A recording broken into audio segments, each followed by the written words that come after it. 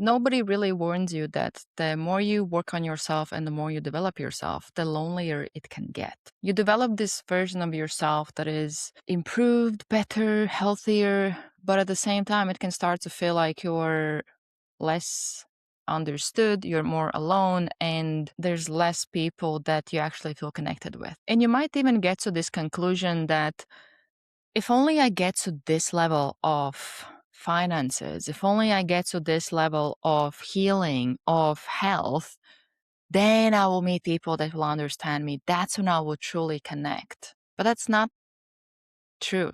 So, this video is about the specific level of loneliness that comes when you develop yourself and work on yourself. And the more you do that, the lonelier you might get. In this video, I will explain to you what are some of the things that in your self development and growth journey you actually might have gotten wrong, and how developing and working on yourself more could actually take you further away from what you actually want. I will talk through a couple of things that I have realized in my own journey and how they have manifested in me actually feeling more disconnected with people and struggling to connect with people. And what are some of the things that I had to learn to actually start to let people in my world and feel more connected than I ever had.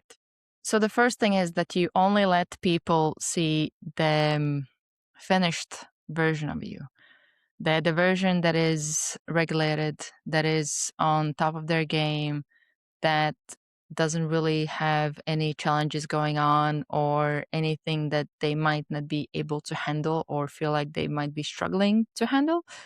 So you show the version of yourself that is not the real raw version of you. It's kind of like this polished version. When things are going well, even if they're not going well, you might pretend that they are going well, and it's very hard to feel connected when the only version of you that you show is the one that people can't really connect with, or it's it doesn't maybe give the reason to connect, because a lot of times we connect more through the humanness inside of us, our flaws, our imperfections, our struggles, challenges, pain. That's what we really connect with. It's kind of like you see online. There's a lot of these people that are influencers who show their perfect lives and everything it looks kind of like what we would aspire to have, but at the same time you might feel less connected with them because they don't really show the humanness. You don't see that the human side of them, and that's what we really connect with. And if you do that in relations to others, it'll be hard for you to feel connected with them because they don't have much to connect with. It's kind of like what you see a lot of people do online. They show the highlight version of themselves, but you don't really show the real experience. You show the highlight of it, but you don't show the actual real experience that you're going through or that you're having right now. Now, add to that, you're talking to somebody else who does exactly the same thing. So now you have these like two over optimized, polished versions of people communicating where you might connect at surface level, where even it might be rare or not as common for you to find people that might be as ambitious, as driven, as into self-development and self-growth as you are. So you might meet those people and you might have this sense of connection, which also there's difference between sense of connection and real connection, where you align on talking about different kind of concepts within self-development or your goals or your aspirations and things that you're really into, and you get this sense of connection. But in reality you have these two polished versions of people show up to this conversation where you don't share the realness. You don't share the version of you that you're kind of hiding behind this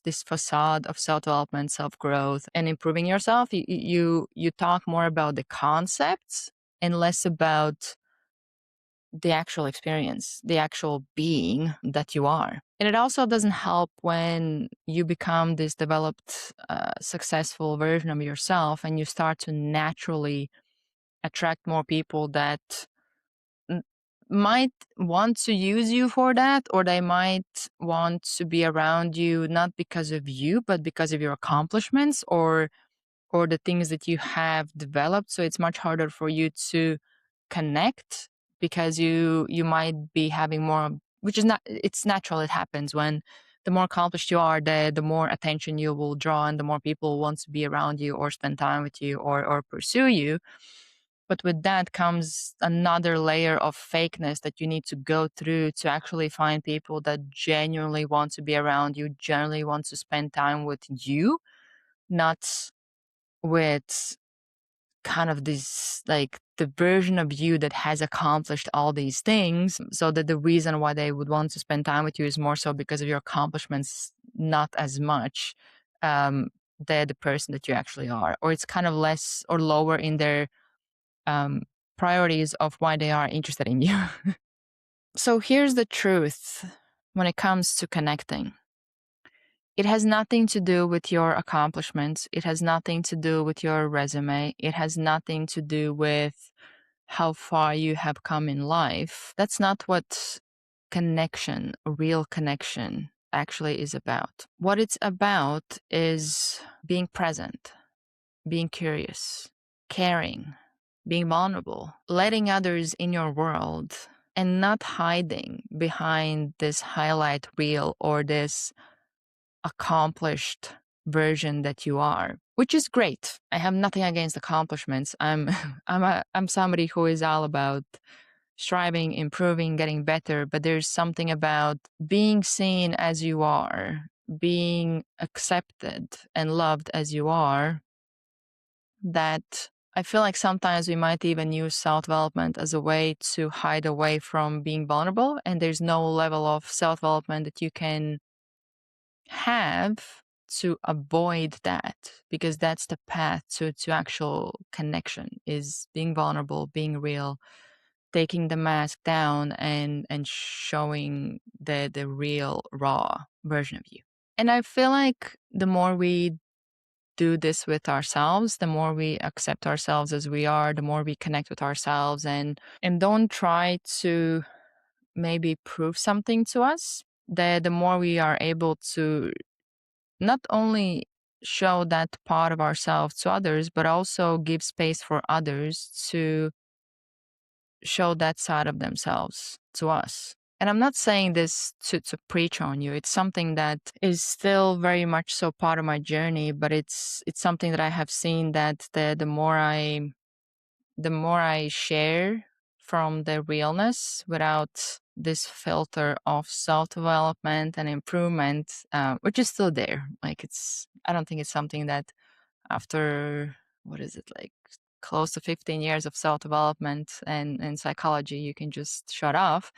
It's still there, but it's that awareness of not everything always needs to be optimized, not everything always needs to when you have conversations with people, not everything has to be this polished, well thought through answer. It can just be you sharing what comes to you, sharing what you feel in the moment, and just letting it sit there and give the other person the opportunity to sit with it, to see it, to witness it, and then in return, give that back to you. And that's how you truly connect with somebody. So if you think that the right people will start to show up in your life, the more you work on yourself, the more you optimize yourself, that's not the truth. You still want to work on yourself. I'm not somebody that will tell you to stop working on yourself, but you will start to connect with people more when you start to show the real you.